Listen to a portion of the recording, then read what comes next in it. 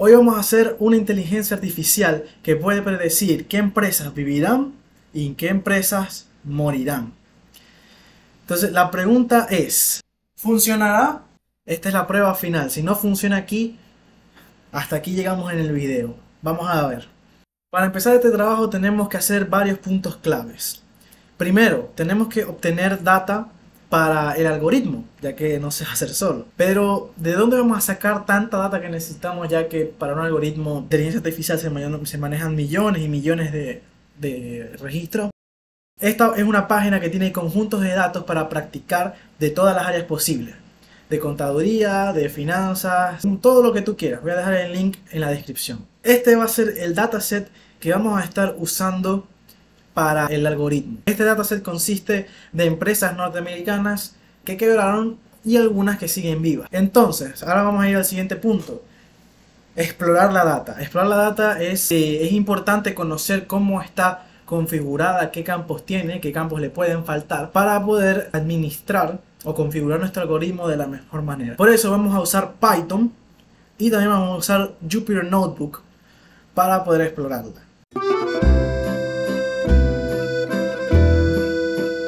Para los que no saben, Python es un lenguaje de programación que es el más usado para la inteligencia artificial. Casi todos los proyectos de inteligencia artificial están hechos en este lenguaje de programación. También tiene otros usos como desarrollo de aplicaciones, diseño de páginas web, manejo de Big Data, entre otros. Y vamos a usar Google Colab, que es una interfaz para escribir código en Python y que se vea lindo. Y lo mejor de todo es que con Google Colab no tenemos que descargar ni instalar nada. Simplemente iniciamos sesión y listo, abrimos un notebook. Entonces aquí está el Google Colab que vamos a cargar y vamos a analizar nuestra data. Así que, ¿con qué lo vamos a explorar? Vamos a usar una librería que se llama Pandas. Pandas es una librería de Python que te permite manejar la data en hojas tabulares, al igual que como si fuera Excel. Por eso es que se usa tan a menudo, especialmente para el manejo de Big Data y de inteligencia artificial. Así que aquí tenemos varias columnas, como podemos ver. Primero tenemos la columna que es el ID de la empresa. Estos no son los nombres reales de la empresa, son nombres codificados que la data trae de por sí. Entonces cada letra con su número corresponde a una empresa específica. Este es el campo de la variable dependiente, ya que es el estatus de la compañía. Con este estatus es que si sabemos si fracasó o si sigue viva. Y el otro campo es el año o el periodo financiero de la empresa. Como podemos ver, una empresa puede tener múltiples periodos financieros en esta. Mientras que estas columnas que ven aquí, las columnas son X1, X2, X3, son datos de los estados financieros.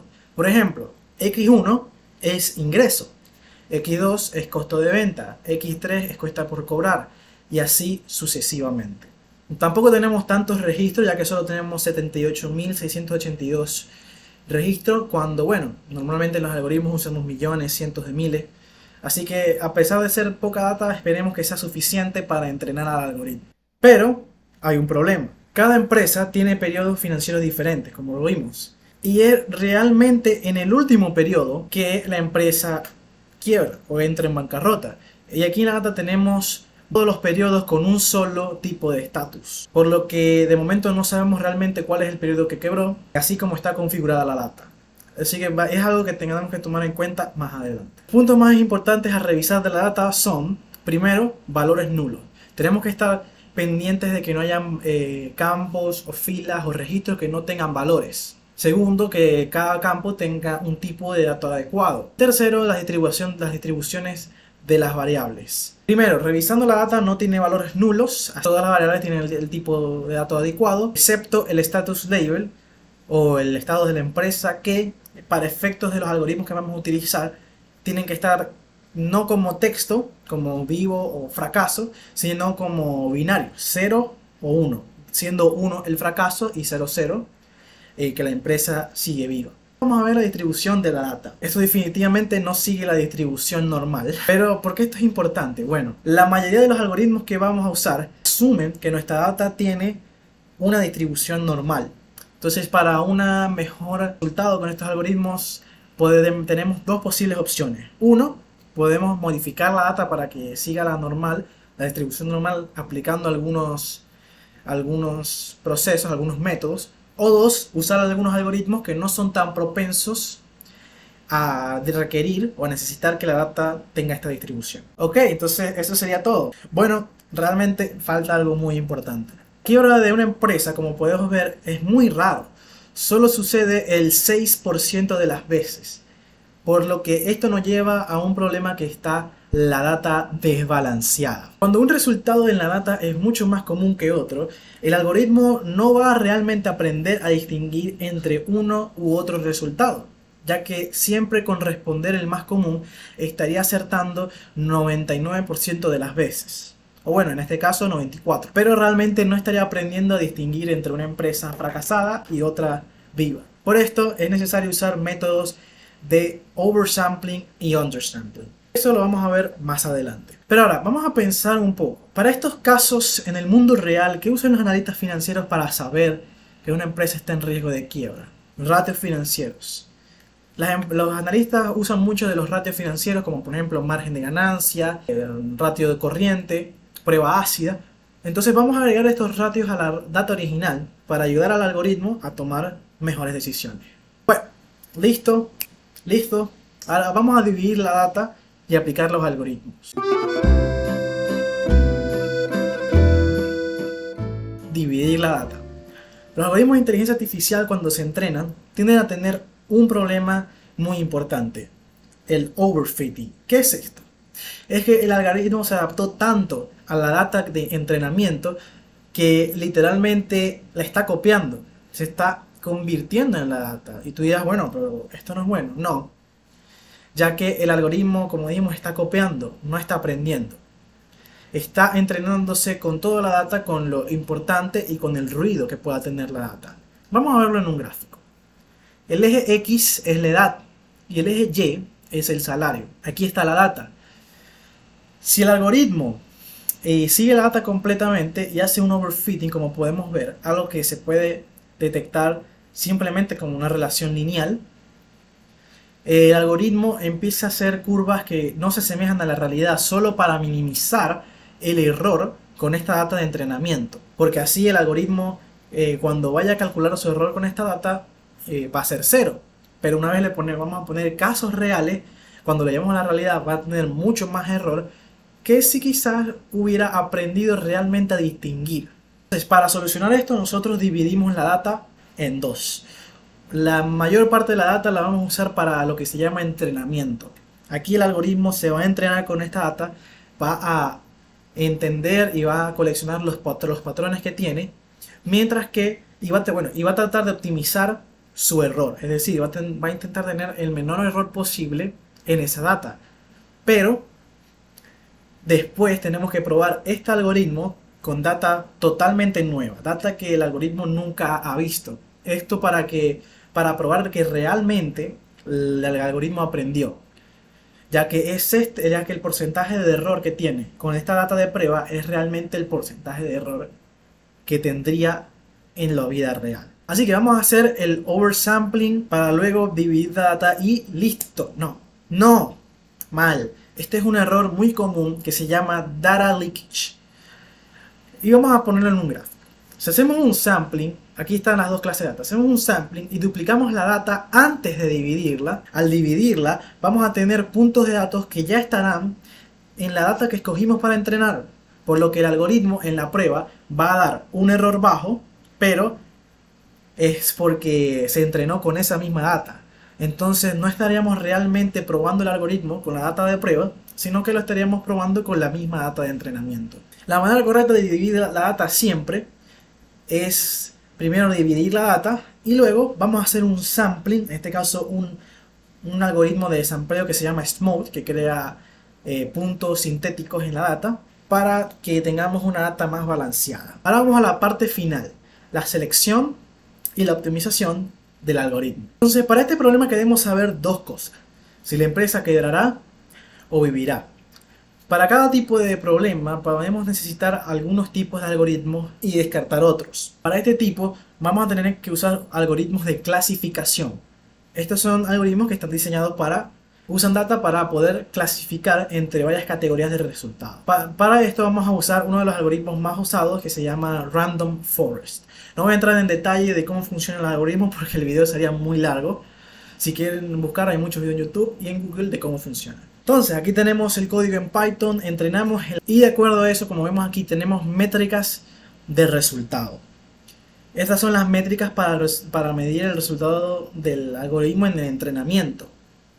Para estos casos de clasificación vamos a usar varias métricas importantes. La primera, precisión. Este es el porcentaje de veces que acertó. Lo que pasa es que en este caso con data desbalanceada, ver solamente la precisión no es ideal. Porque estaríamos olvidando la parte más importante, que son las empresas que quebraron. Que quizás no las clasificó bien, pero a pesar de que no las clasificó bien, tenemos un buen porcentaje de precisión. Por eso vamos a usar dos métricas más para apoyarnos. La primera será el AUC Score, que nos va a tomar en cuenta todos estos factores. Y la segunda es un Confusion Matrix. ¿Qué es un Confusion Matrix? Se pregunta. Bueno, el Confusion Matrix es simplemente este cuadro en donde tenemos de todos los datos de prueba 4 posibles resultados. Un positivo verdadero, es decir que el algoritmo clasificó correctamente la empresa estaba viva.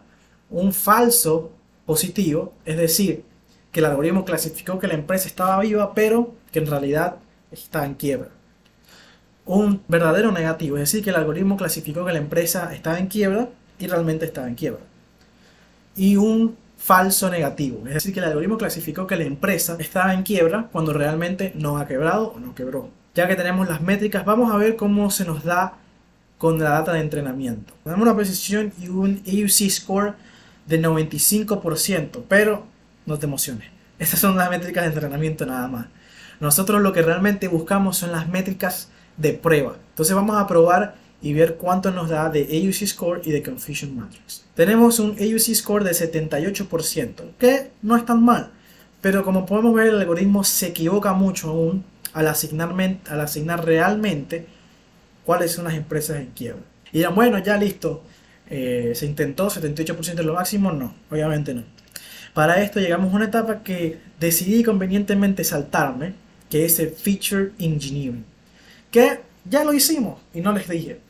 Cuando hicimos en la data los ratios financieros para que el algoritmo pudiera entender mejor y distinguir mejor entre empresas, ahí estábamos haciendo un Feature Engineering, porque estamos cambiando la data, estamos modificando, estamos agregando nuevas columnas para que pueda tener una mejor data para entrenarse.